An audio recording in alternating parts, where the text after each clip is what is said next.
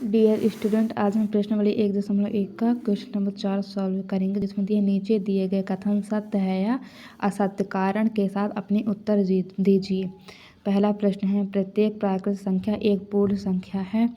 तो प्राकृत संख्या हम किसे कहते हैं? 1 से लेके अनंत तक के सभी संख्याओं को हम प्राकृत संख्या कहते हैं, और 0 से लेके अनंत तक के सभी संख्याओं को हम पूर्ण संख्या कहते हैं। तो हम सभी प्राकृत संख्याओं को पूर्ण संख्या कह सकते हैं। तो ये कथन हमारा सत्य है।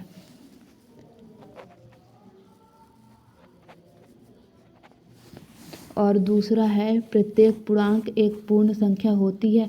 तो हम पूर्णांक संख्या किसे कहते हैं? जिसमें सभी धनात्मक संख्याएं और ऋणात्मक संख्याओं को हम पूर्णांक संख्या कहते हैं। और पूर्ण संख्या 0 से लेके अनंत तक के सभी संख्याओं को हम पूर्ण संख्या कहते हैं। तो पूर्ण संख्या में माइनस के कोई भी अंक नहीं होते हैं, इसलिए ये पूर्णांक की प्रत्येक पूर्णांक संख्या पूर्ण संख्या नहीं कहलाती है, इसलिए ये कथन असत्य है।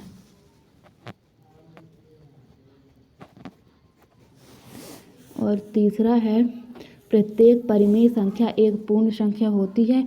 हम परिमेय संख्या उसे कहते हैं जो p/q के रूप में हम जिन्हें लिख सकते हैं, या भिन्न के रूप में जिन्हें हम लिख सकते हैं, उन्हें परिमेय संख्या कहते हैं। और पूर्ण संख्या 0 से लेके अनंत तक के सभी संख्याओं को हम कहते हैं, इसलिए ये असत्य है।